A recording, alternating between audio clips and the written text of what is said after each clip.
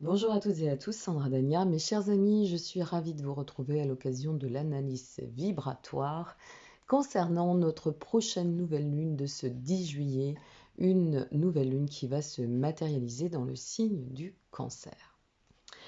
Alors c'est une nouvelle lune ici très porteuse, très intéressante, puisque cette nouvelle lune, elle va nous inviter à prendre soin de nous, à revenir à nos essentiels, à prendre soin de notre bien-être, de notre corps, à faire en sorte, si vous voulez, que nous puissions vraiment comprendre qu'il est important qu'on se considère, d'accord, qu'on se considère soi, que l'on se considère dans le cadre de nos envies, de nos désirs, de nos besoins, mais aussi de nos limites. En fait, cette lunaison, ça y est, j'allais faire mon bug, ça faisait longtemps. Cette lunaison, si vous voulez, elle va se voir d'autant salvatrice du fait que dans le ciel, en plus, on a certains aspects, je vais vous en parler rapidement, vous savez bien que je ne rentre pas dans la technicité, mais il va falloir en parler parce que les aspects sont quand même, somme toute, assez favorables. Donc elle va nous permettre, si vous voulez, d'alimenter, de nourrir, de recentrer, d'accord, nos besoins, comme je viens de vous l'exprimer, d'alimenter notre harmonie, d'accord, essentiellement. Et puis, elle va aussi, bien évidemment, toucher la sphère émotionnelle de manière palpable et de manière beaucoup plus solaire. Alors, dans les aspects, moi, j'ai envie de commencer avec ça parce que c'est tellement sympa. Et ces derniers mois et ces dernières lunaisons ont été ou se sont vues suffisamment un peu tiraillées, tiraillantes pour ne pas mettre le point d'honneur sur ce qui est bon quand même en soi. Alors nous avons Mercure, à côté de cette nouvelle lune, nous avons Mercure qui est conjoint à la planète Vénus. Je vous le rappelle rapidement, Mercure c'est la planète de la communication, de l'intellect, d'accord, de l'aisance. Et puis Vénus, eh bien, c'est la planète qui reflète essentiellement l'amour et les émotions. Et comme ces deux planètes sont conjointes, y compris ensemble à la lune, à la nouvelle lune, de cela, ça va nous offrir un flux d'énergie extrêmement facilitant. Ça va nous permettre, si vous voulez, euh, d'apporter un encouragement à tout ce que l'on va mettre en œuvre. Et en plus, ça va nous insuffler une forme de déterminisme très solaire pour nous amener, pour nous offrir la possibilité d'aller de l'avant. Parallèlement à cela, nous avons Jupiter rétrograde. Et avec Jupiter rétrograde, il est question aussi de comprendre que c'est par notre bien-être, sécurité intérieure et y compris émotionnelle, que de belles et bonnes bases peuvent se voir consolidées, consolidantes, posées. Mercure et Vénus, donc planète de l'intellect et planète de l'amour, de la chance, du bien-être, se verront opposées à la planète Pluton. La planète Pluton, elle, c'est une planète qui symbolise la fin de cycle, les régénérations, en quelque sorte la mort et la renaissance. Et ici, eh bien, le fait que Mercure et Vénus se voient, la nouvelle lune opposée à la planète Pluton, ça va nous amener, ça va accentuer ce cycle de régénération. Vous voyez, ce cycle en fait de renaissance intérieure. C'est comme si on allait vraiment pouvoir prendre conscience à quel point il est important de se renouveler maintenant. Alors toute cette ambiance, elle est caractérisée par cette nouvelle lune. Elle va nous offrir aussi, grâce à cette position, cet aspect vis-à-vis de Pluton, une vibration assez soignante, assez curative. Parce que cette énergie qui va être insufflée dans le ciel, on va le dire comme ça, mais qui nous impacte bien sur la matière, eh bien elle va nous aider, si vous voulez, elle va nous soutenir, elle va nous aider à travers cette lunaison, à traverser, à finir de traverser aussi nos phases de nettoyage. C'est un peu une lunaison, moi je vais le dire ainsi, je sais que le terme n'est pas très joli, bon, il peut être un peu mal perçu, mais c'est une lunaison de purgatoire, purgatrice, vous voyez ? Elle a cette capacité, cette lunaison de nous aider à finir de nettoyer, euh, de nous aider à capitaliser, de nous aider à comprendre ou à vraiment offrir une lucidité sur les schémas toxiques, de nous aider d'en terminer avec les schémas récurrents, les flux émotionnels pesants. Enfin, vous voyez, tout ce qui va être en lien avec ce qui peut nous contraindre, ce qui peut nous cristalliser. Et donc, c'est vraiment une lunaison, une étape de libération et en même temps de finalité. Elle est particulière parce qu'elle va être très dense au niveau émotionnel. Et donc, c'est une énergie très porteuse qui peut effectivement, au manifeste, interagir sur bien des points. Voilà, je vais le dire ainsi. C'est pour ça qu'elle n'est pas simple à expliquer en fait. Puis alors moi qui suis un signe d'eau, je ne raconte pas. Donc, transformation, dynamisme, renouveau pourront ici, vous l'avez compris, se matérialiser pleinement ou se matérialiser tout court même. C'est aussi une lunaison, eh bien, qui va nous inviter à faire appel à notre intériorité, vous l'avez compris, à pouvoir puiser dans l'essence même de nos richesses. Alors en cela, on pourrait faire référence aux leçons que vous aurez tirées ici, parce que on sait bien que évoluer, c'est apprendre à tirer leçon de nos cycles d'apprentissage, de nos expériences, pour pouvoir transposer et offrir de l'ampleur à nos objectifs futurs et à venir. Et bien ici, à travers cette lunaison, nous allons pouvoir exploiter ces richesses intérieures et nous appuyer sur ces expériences passées pour nous offrir la possibilité de changer, de libérer, de reprendre des positions d'équilibre et permettre enfin d'enfanter une perspective plus novatrice, plus centrée sur qui nous sommes. Et puis c'est aussi une lunaison qui va mettre au devant, si vous voulez, cette nécessité de ne plus perdre de temps. Avec ce besoin de prendre soin, y compris de notre environnement, au-delà de penser à nous, au-delà de donner de la tranquillité à nos cycles émotionnels, au-delà de prendre soin aussi de notre corps, puisque ça va être cela, hein, cette lunaison, c'est vraiment des prises de conscience, eh bien, c'est aussi une lunaison qui va nous amener à revoir nos positions vis-à-vis de ceux qui nous entourent, et non pas ceux, c'est eux, mais c'est EUX, notre environnement social.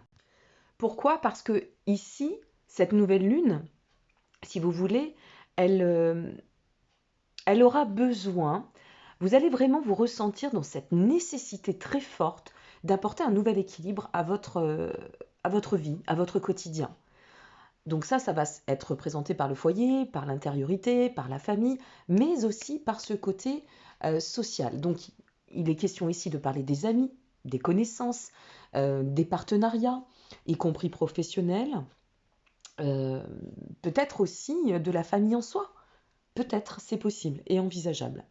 Mais c'est de s'axer sur ces relations et de dire, bon ok, comme là je suis dans un état de libérer ce qui peut me cristalliser ou ce qui me freine ou ce qui peut être un peu gênant sur le chemin, un peu sclérosant, alors je vais aussi en profiter pour établir cette nouvelle stabilité à laquelle je tends et par laquelle je vais vouloir avancer.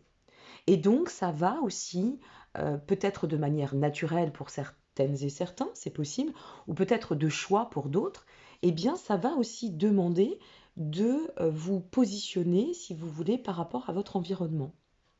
Et maintenant définir quels sont vos alliés, quelles sont les personnes qui ne sont plus vraiment en phase avec votre énergie, votre souhait de devenir ou est tout simplement la personne que vous êtes devenue jusqu'à présent. Donc il faut comprendre ici que c'est une lunaison qui va être alors tant intéressante si vous voulez sur le plan de l'évolution, puisque comme je vous l'expliquais, tout ce qui va être relié au passé on va pouvoir le libérer. Et puis, parallèlement, on a cet effet de transiter, de transformer, de tendre à cette nouveauté, d'accord? Et bien de pouvoir recentrer tous les éléments, je parle d'ergonomie, hein, presque globale, mais c'est un peu ça, tous les éléments qui nous entourent, ok? Elle a une symbolique très très forte aussi, cette lunaison, en termes de découverte. Ce que j'entends par là, c'est qu'il ne faudra pas, surtout pas, vous fermer aux nouvelles dispositions, aux nouvelles opportunités, aux nouveautés, aux nouvelles rencontres. D'accord? C'est une lunaison à travers laquelle il va falloir vraiment se maintenir dans une ouverture, une belle ouverture, tant d'esprit que d'état d'être. Alors, j'avais envie, puisque c'est l'été, pour finir, de transmettre par rapport aux signes, d'accord, pour voilà, des groupements de signes, entre guillemets, par rapport aux aspects et surtout liés à cela, comment vous pourriez vivre cette lunaison? Qu'est-ce que ça pourrait vous apporter? Alors pour nos amis dans l'ordre Bélier, nos amis Taureaux, nos amis Lions et nos amis Sagittaires, cette nouvelle lune, en fait, elle va vous offrir un élan, une force très très dense, très importante pour vous permettre de vous encourager déjà dans un premier temps, et puis vous permettre, si vous voulez, d'aller d'autant de l'avant, de donner un coup de fouet à vos projets, à vos actions, en vue d'obtenir des résultats constructifs, mais surtout constructifs et dans la constance. D'accord? Donc Bélier, Taureau, Lion et Sagittaire, cette nouvelle lune risque d'être très très énergique, voilà, très dense au niveau du dynamisme, de la puissance, de la force. Vous risquez de fortement rayonner et tant mieux pour vous. N'hésitez pas, surtout, je vous le dis avant de continuer, à aller découvrir vos guidances pour ce mois de juillet. Elles sont en ligne sur mon site par signe et vous allez voir que ça va bouger sur ce mois de juillet. Pour nos amis, alors Cancer, Vierge, Balance et Scorpion, ici ce sera le moment pour vous de faire appel à vraiment, je faisais référence tout à l'heure aux ressources intérieures, eh bien ça sera le moment pour vous de faire appel à votre potentiel intérieur. C'est-à-dire, bon, alors voilà, jusqu'ici comment j'ai cheminé, ok, je fais un point, un état de bilan, je mets tout ça en forme, j'identifie, j'écarte ce qui ne convient plus, j'établis mes objectifs, et puis je vais maintenant, si vous voulez, définir un plan d'action. Quelles sont les ressources que je dois toujours exploiter? Quels sont les environnements sur lesquels je peux m'appuyer? En fait, pour vous, on n'est pas forcément dans l'inaction, puisqu'on va définir, si vous voulez, nos objectifs. Mais on est plutôt dans une phase d'orientation. D'accord? Ok, je fais le point. Il y a ça qui ne va pas. Il y a ça qui va plutôt bien. Je réajuste. Voilà, vous allez vous ressentir dans une période de réajustage. Je pense que c'est ça, de réajustement. Je crois que j'ai refait un bug. Bon, c'est pas grave. Allez, je continue. De toute façon, ça fait partie du personnage, qu'on se le dise. On va finir pour nos amis donc Gémeaux, Capricorne, Verseau et Poissons. Alors, comme les rétrogradations passées ont eu lieu quand même chez vous, ça va apporter à cette nouvelle lune pas mal d'intensité, parce que c'est comme si vous voulez, vous alliez vous ressentir dans une... D'ailleurs, vous avez encore des rétrogradations dans vos signes, mais vous allez vous ressentir avec... comme si vous alliez vous réveiller, vous voyez? Comme si vous alliez vous réveiller d'un sommeil, d'une période un peu de sommeil, en effet, ou un peu de nébuleuse, on va le dire comme ça, parce qu'avec Neptune, ça peut aussi donner cette sensation, apporter cet effet. Et en fait, ici, vous allez vous ressentir dans le besoin de reprendre vie. Ça me fait vraiment penser, par rapport aux aspects et à la carte du ciel, à l'ours qui se réveille de ce long sommeil, vous voyez? C'est un peu ça. Donc, il sort de sa caverne Et là, il reprend vie, il refait surface, il se dit, ok, la vie est en chemin, bon ben allez, je cours, je galope, youhou, c'est parti, on y est. Alors, par rapport à cette lunaison particulièrement, cette lunaison, elle a de fortes chances de renforcer votre détermination au besoin de vous accomplir. Donc je me lance dans la vie, je me réveille, et là c'est l'éveil dans le réveil, vous voyez. Donc ça va vous donner énormément de dynamisme pour aller de l'avant dans ce désir, ce besoin de vous accomplir.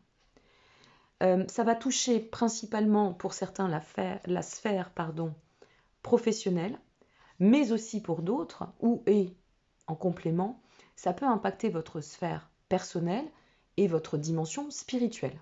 Ok?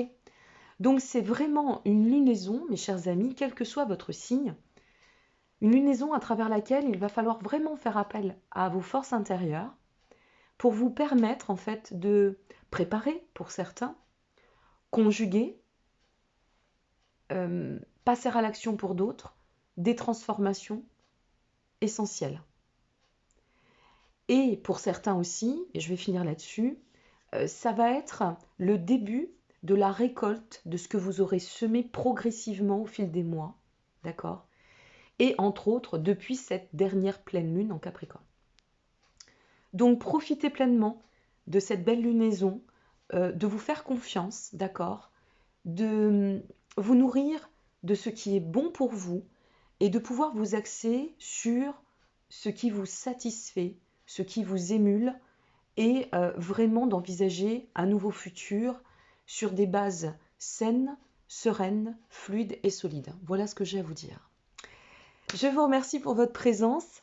Bon, un peu cafouillou cette petite vidéo, mais je vais la garder quand même parce que je la trouve sympa.